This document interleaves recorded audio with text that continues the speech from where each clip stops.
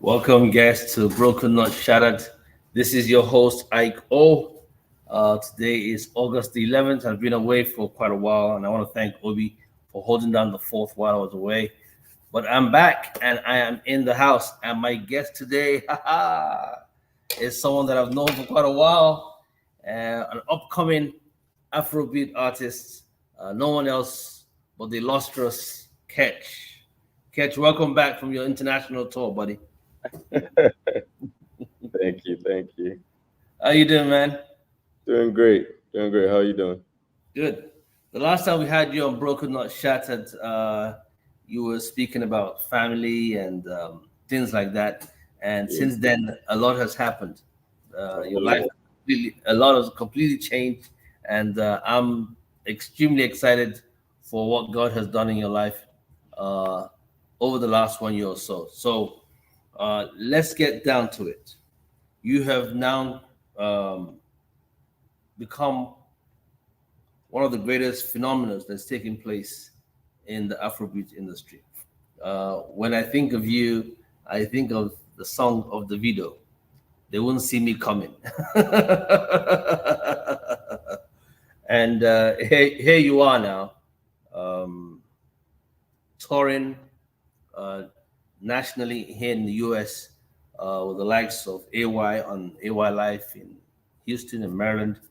And you just came up from a tour in London. We're going to show a clip of that in a few minutes with Chike, correct? yes. Yes, that's big. But before we go into all that great stuff, let's talk about you. Catch the person. And I think that's where the cocoa is. It's the story is always in. The story is in the person. Tell us a bit about your background and growing up as a young man. Um, I'm the last out of six. I'm from a family of six, and happen to be the last. I think growing up, I feel like a lot of what has influenced my life today is a lot of free will that my parents and my siblings gave me growing up. Even though they were there to guide me, but they just let me fly more or less. And so I'm very grateful for that. I would say, a very good childhood, Mm. and just up to where I'm at now, where I'm very open and willing to try new things, and Right. then at the same time, just do what I'm supposed to do. I don't know how to put it properly, but then just go through the whole, oh yeah, you have to go to school, you have to do all of this, you have to do all of that, but then at the same time, I would still always come back to what I want to do, right? So I have that guidance, but then at the same time, I'm free enough to, or I grew up free enough to do exactly what I want to do. So let's talk about what you want to do. Um, you're the last born of a family of six. Um, you went to college. Hmm. Let's hear what was life like in school. Life in because school was your, because your schoolmates are watching right now. That your guys that are wondering no, what's going on. life in school was great. Actually, my college experience is my undergrad college experience is my best, school experience in general. I had a great time in Babcock. I graduated from Babcock. I studied law, and the 5 years I spent with them was, oof, it was great. I started out so. I know we'll probably have to get back to this, but when I came into Babcock, I was in a group. I was in a music group already Right. called Young Wild Boys. And going into Babcock, they weren't coming to the same school with me. Everyone was going to different schools. So coming into Babcock, I just told everyone when I got in that, hey, I'm an artist, right? So whenever we have shows and all of that, I would love to perform. They're like, oh, okay. They hear that every time, right? The video was in the school at the same time. So everyone is saying, oh, yeah, we're artists. So the first time they had a show, I think it was our freshers' night, I performed. And it was real nice, but then it was the song that we had done as a group, Okay. right? So one of my friends called me to the side. He's like, I like your performance. This is all nice, but you need to start recording your own songs. You can't keep performing the songs you guys have as a group.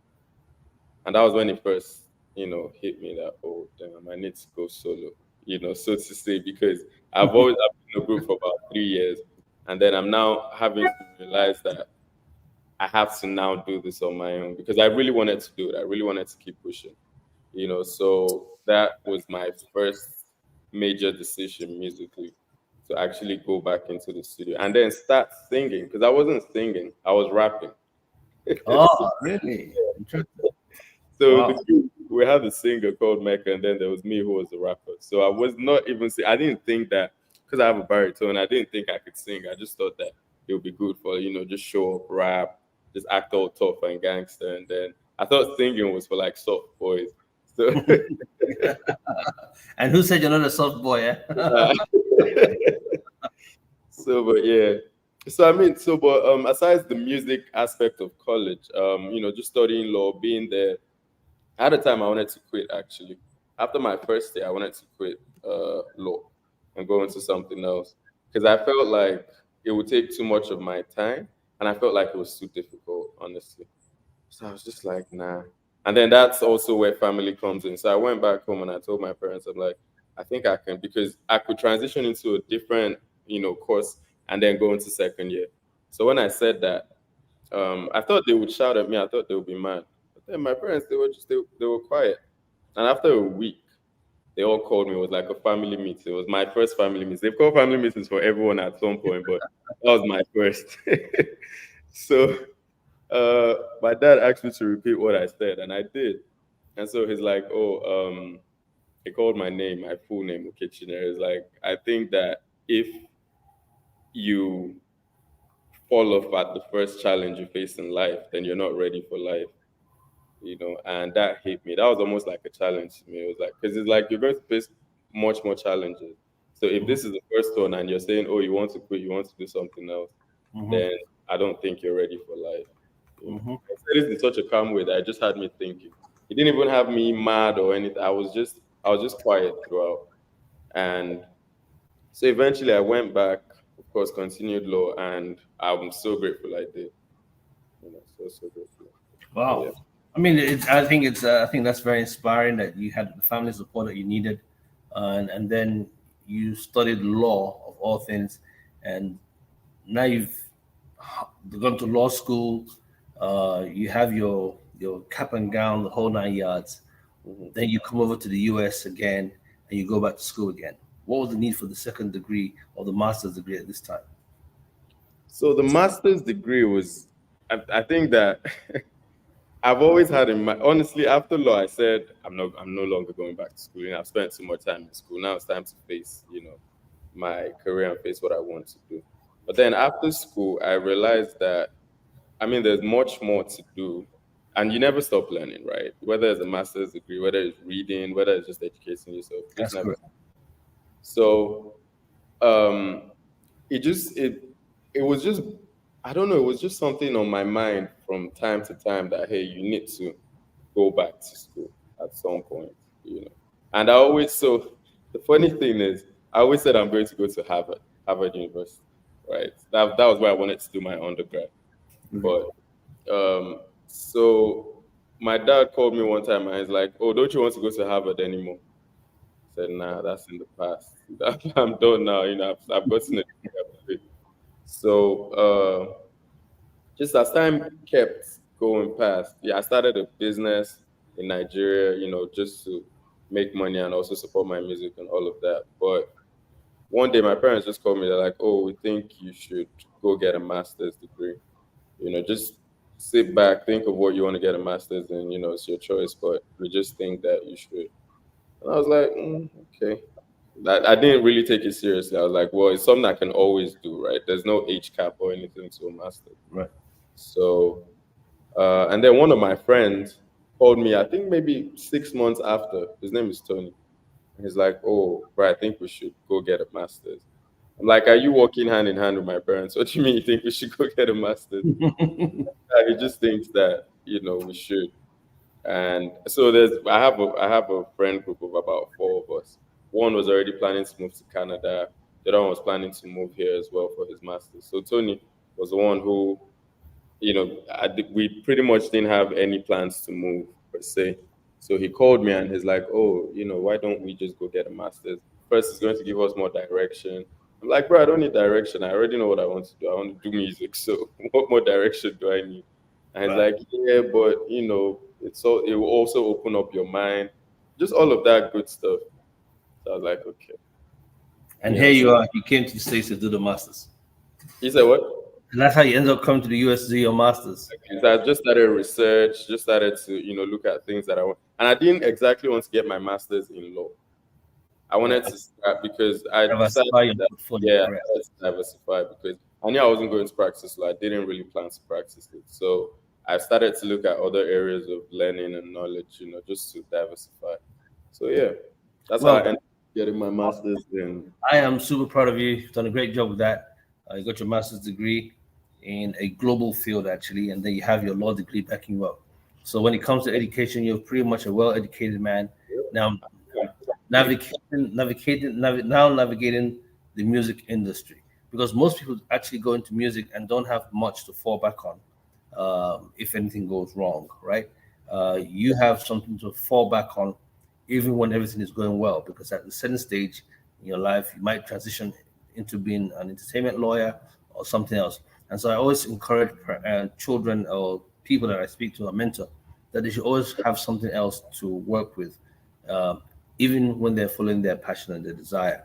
Yeah. So, music industry, you're now back in the music industry. I'm going to say back because you were there before when you were in the same school with Davido, and now you're in a different world altogether, and it's building up. What is the excitement for you as Catch, the artist? The excitement is next level. So last time I dropped a song was in 2019. So I've sat back for 5 years and I've seen so much growth in the industry. I mean, when I was doing it in college, it was nice. It was big, but globally, it wasn't this big. When you come over to America back then or to the UK, you wouldn't hear Afrobeats in stores. You wouldn't hear Afrobeat in just random malls and all of that. But now it's so mainstream that that's what you hear everywhere. And I've also sat back and seen people that I pretty much started out with or started before take it real serious and go real far. So and that's very inspiring to me. It's something that actually makes me very happy because I'm just like, it's possible. I was at one of my friends' concerts last 2 months, Caveman, they're a band, and Kingsley was telling me how, why did you stop? Come back. And I'm like, nah, bro, don't worry, I'm actually coming back. And if he sees this, Kingsley, I'm coming back. Well, there Um, you go. There you go, Kingsley. You got it from Catch himself saying he's on his way back. For those who yeah, are just joining us, welcome to Broken Not Shattered. My guest today is Catch. Catch is an Nigerian American Afro beat artist. Am I correct? Would that be correct? Who's celebrating? He's a Nigerian. He's a Nigerian Afrobeat artist. yeah, Ain't no America going on here, right? yeah, Resides in the U.S., but also has strong ties back in his local country, Nigeria. Ketch is known and celebrated for his vocal prowess and exceptional delivery when it comes to being on the stage. I've seen you on stage, man. It's like it's like it's like Superman. You go into you go into that booth and you come back out, and you're no more cocky or something else. You turn into, you get your cape on, and you're yeah. a different guy altogether. And that is phenomenal. We're gonna go take a break in a few minutes. When we come back, we're gonna talk about music, Ketty's challenges in the industry, and the lessons he's learned, and most importantly, your most recent UK tour and your song that or your songs that are about to drop sometime this week. We're gonna take a short break, and we'll be here with Catch on Broken Not Shattered. Right.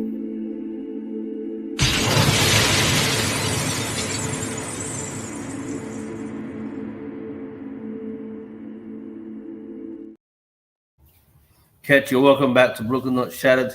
One of your very popular songs, Uju. What was behind Uju? You don't think I thought about my own research, right? You take it back there. Uju was so Uju came about when there were times when I genuinely used to sleep in the studio. This was whenever we went on long vacation or like long holidays in college. I would sleep in the studio. It was one of my friends who owned the studio, so literally go there, spend time, spend days, spend weeks. So I had a single called "Wait," And Wait was out. Wait was buzzing. Everyone loved Wait. Wait was actually the song that made me believe that, yeah, I think this is for me. So, but I needed a follow-up single. And at the time, I didn't have like any sort of management or anything going on. So I was deciding by myself what was going to happen. So after Wait, it's like I need a follow-up single. I need a buzzing single. So one of my friends who's a producer, Abasi, and I think it was Killer Bass who made Uju beats. Yeah, Killer Bass.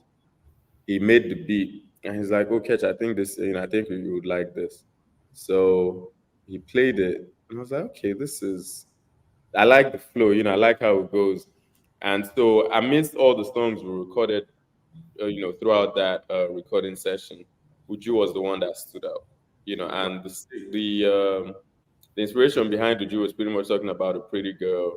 It's a feel-good song, right? It's not, yeah. So it's a very feel-good song, and I had the help of one of my friends, Clinton, for that one as well. Oh, so let's get back to the songs, right? And I love Afrobeat, so that's what I listen to most of the time. If I'm not listening to contemporary jazz and maybe some oldies, then it's my Afrobeats, right? Yeah.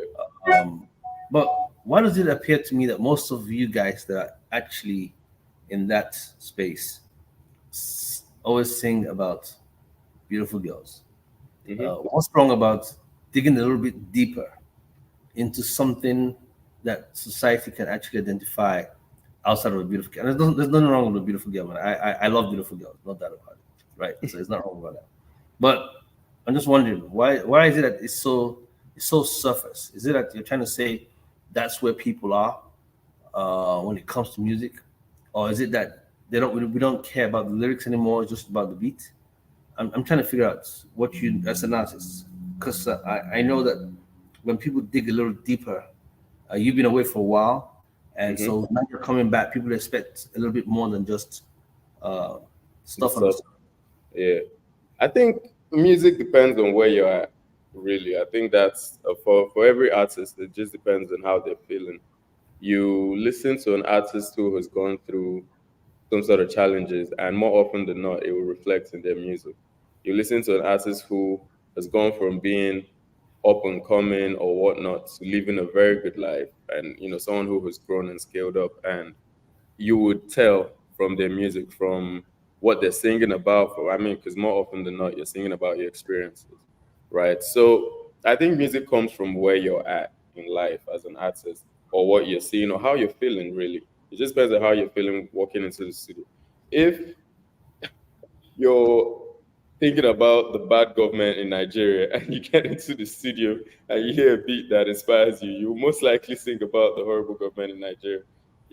But I also feel like a lot of people think about the depth of music as speaking to societal issues or speaking to, deep issues as we see it. But someone's deep issue might actually be a pretty woman, to be honest. That can be something that appeals to a person, and that's all of you guys in that Afrobeat industry. All your problems and your deep issues are just pretty women. Oh my God, the industry. No, but now listen, I'm sorry to interrupt you, brother, but I'm gonna challenge you live that I need you to dig deep with some deep songs, man. Because because what it is yes, I understand the feel good thing, but I also understand that you guys are artists and there's a lot of creativity inside of you, right? It takes something to separate one from the men from the boys, right?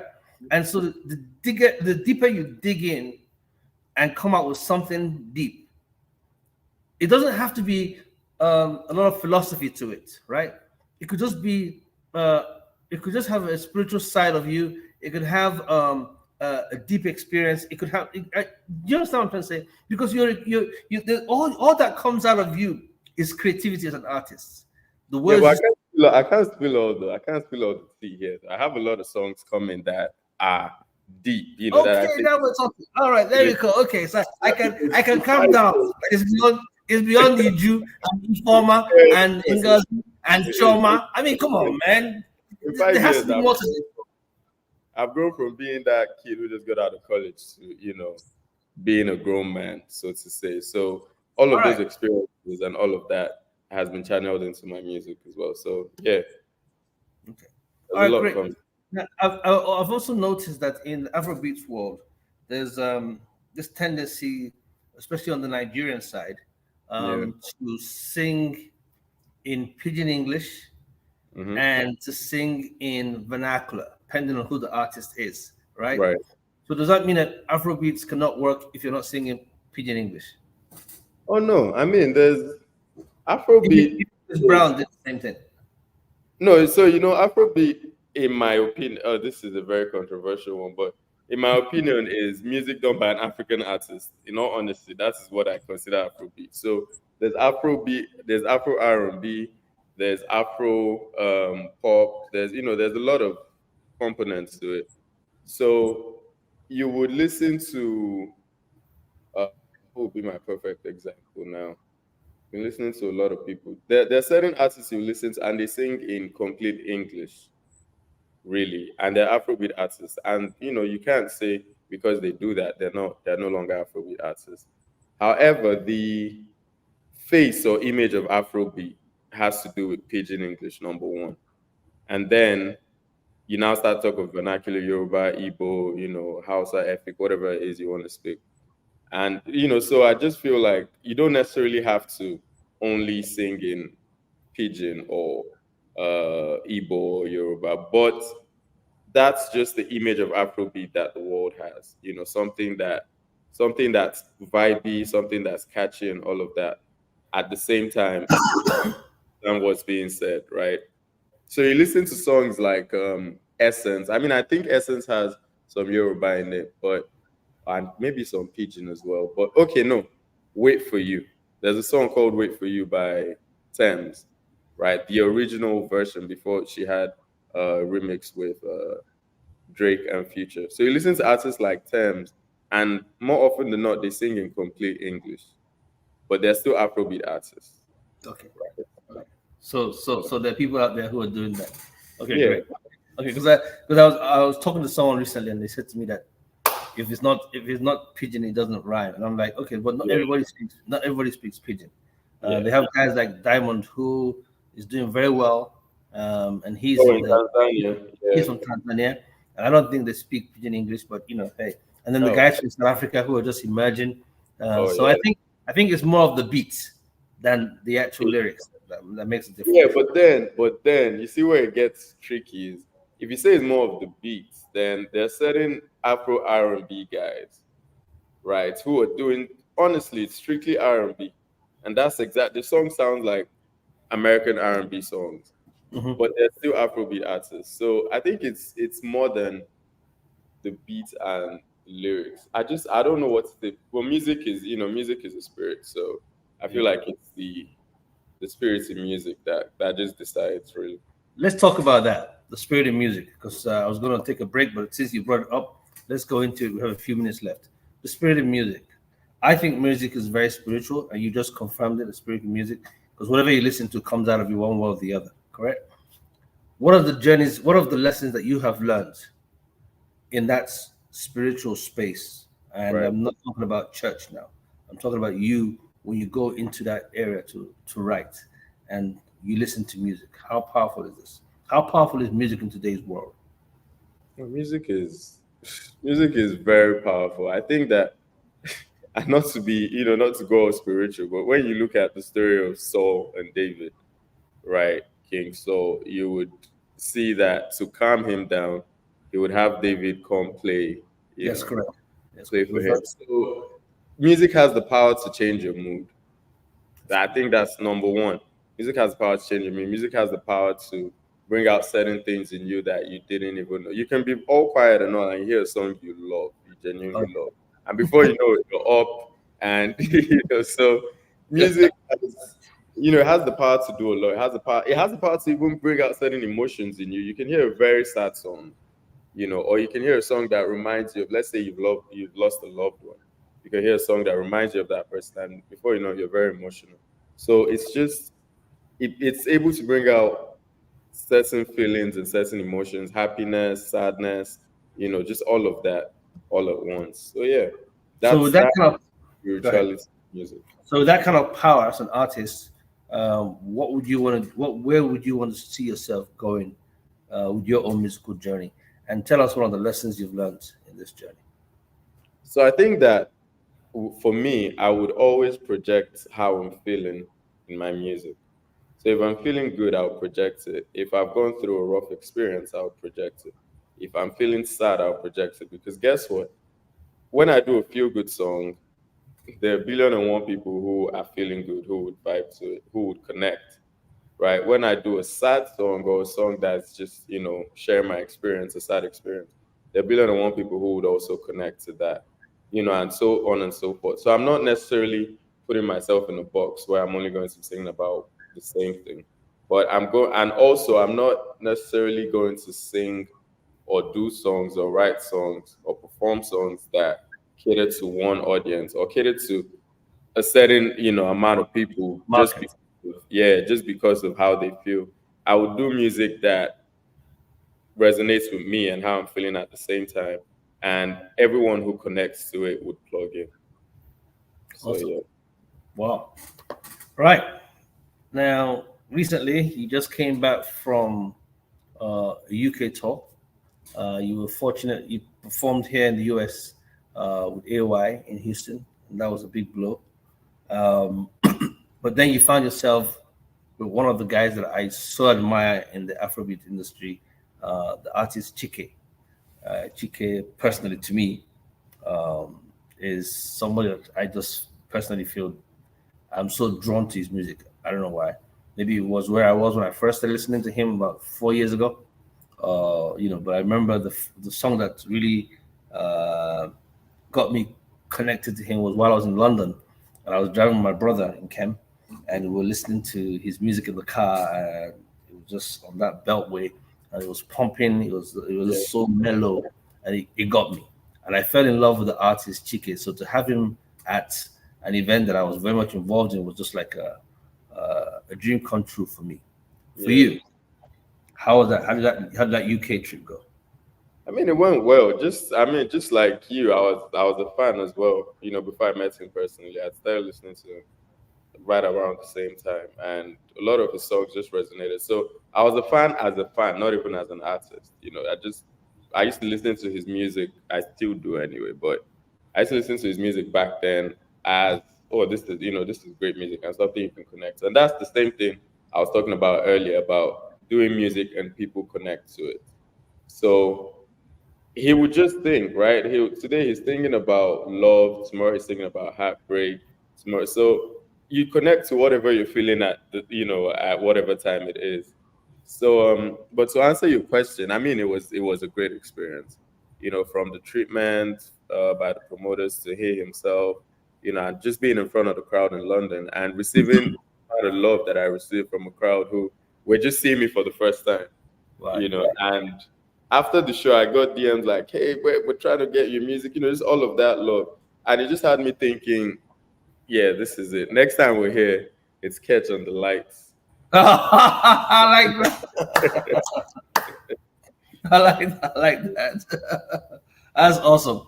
Yeah. I'm gonna ask you what's Chicky like backstage, but that's not important. I know he's a great guy, so Oh no, he is. He is. yeah, that's a phenomenal catch. You're about to catch on the lights.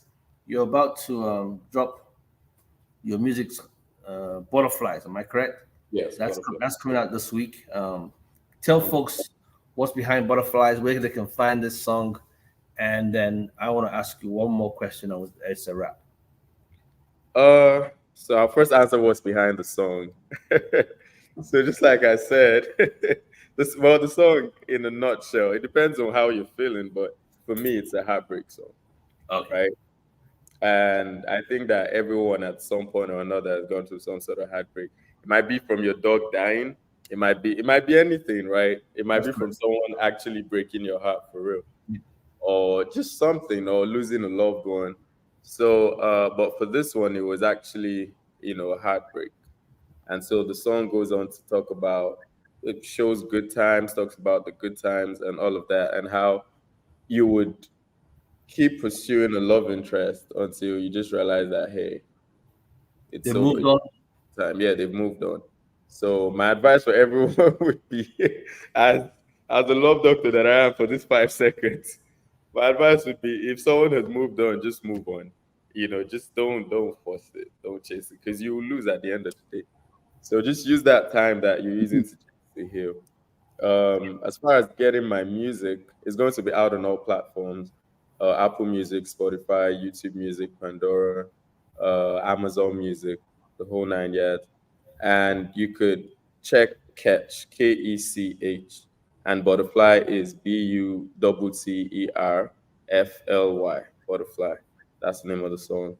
So it's going to be out on the 14th, and exactly a week after the music video is going to drop as well.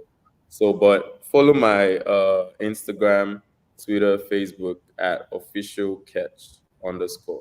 So OFFICIALKECH all together underscore. You will miss it. If you see it, you'll see my face. So don't worry. You know it's me. Yes, So, but okay. yeah, keep it low. It's been nice talking to you, sir. Yep, I understand the heartbreak message very well. And whoever is out there going through a heartbreak, just know that you can also overcome. When one door shuts, another one opens. And then sometimes, if it is for you, trust me, it will come around 360 and you'll be back again, grown, more mature, more focused, more respectful of each other's space, never taking each other for granted ever again.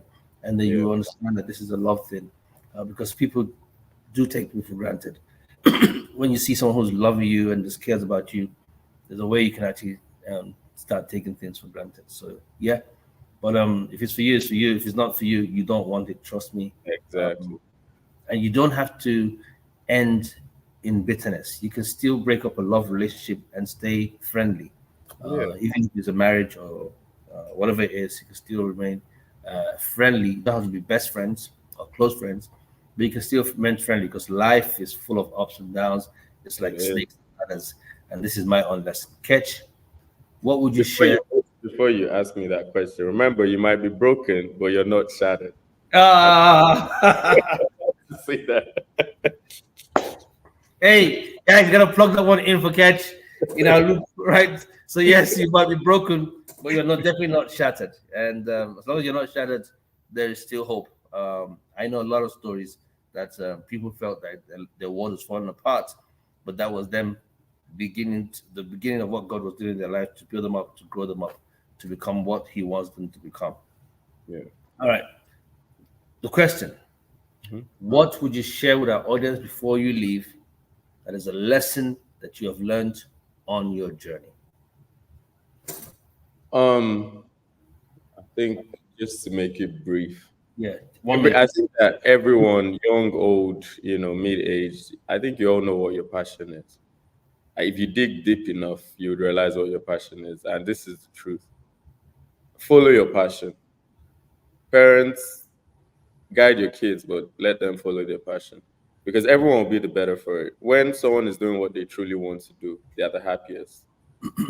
Really. And the fact that you're doing something, succeeding in it, doesn't mean that it's your passion. Because certain people say, "Oh, but you're doing very well. Why do you want to do something else?"